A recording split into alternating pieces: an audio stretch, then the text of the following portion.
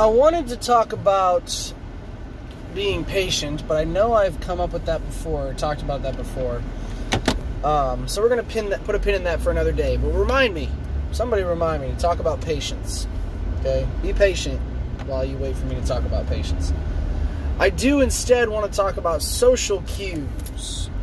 Okay? And how to, identify and abide by them.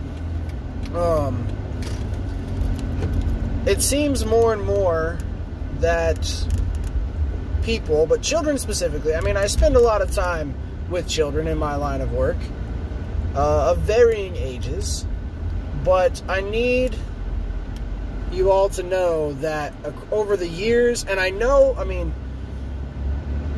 am no stranger to delusions of grandeur of my childhood. Like, I fully understand that I remember my childhood differently than it probably played out, especially from an adult perspective.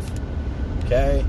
But I still strongly, strongly believe that I was able to pick up on certain social cues. And what I mean by that is I understood when it was time to sit down, shut up, and, listen to what was happening. I knew, I could read the room, basically. I knew if people were angry, if people were happy, if it was a somber moment, if it was, time to tell a joke, not time to tell a joke, time to ask a question, time to keep my mouth shut. Like, you know those things. And honestly, it's not just children that have trouble with it anymore, but abundantly so, children have trouble with it. They don't know when it's appropriate, or if they do know, they just don't care. Maybe that's what it is. Maybe we're just in a world right now where people just don't care, especially kids. They don't care if you want them to be quiet. They're just not going to. They don't care if it's not time to tell a joke. They're going to do it anyway. Okay? And I think maybe that might be part of the issue. But I'm going to give them the benefit of the doubt and say that they don't know. They haven't learned how to read the room, as it were. You got to be able to read the room. Take those social cues and know what is and is not appropriate at the given time. Sometimes it's okay to laugh and make a joke and have fun. Sometimes it is 100% not okay. Okay, not all moments have to be one or the other. There is a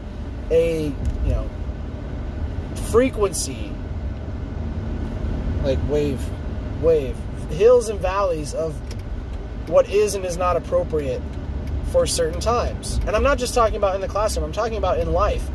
You don't go to a funeral and party it up with booze, and some people do, but in general, a funeral is a somber time to be calm, be serene, be held together. And you have to know that. And then, when you're at a wedding, it's kind of the opposite. If you're visiting somebody in the hospital, you act a certain way. If you're visiting somebody in prison, you act a different way. If you're visiting somebody at their job, you act differently based on the situation. So just be aware and teach your kids, teach yourself how to read the room. Pick up on those social cues. Read body language. Read facial expressions, especially while you're wearing your mask. Read all the facial expressions. I'll talk to you Monday.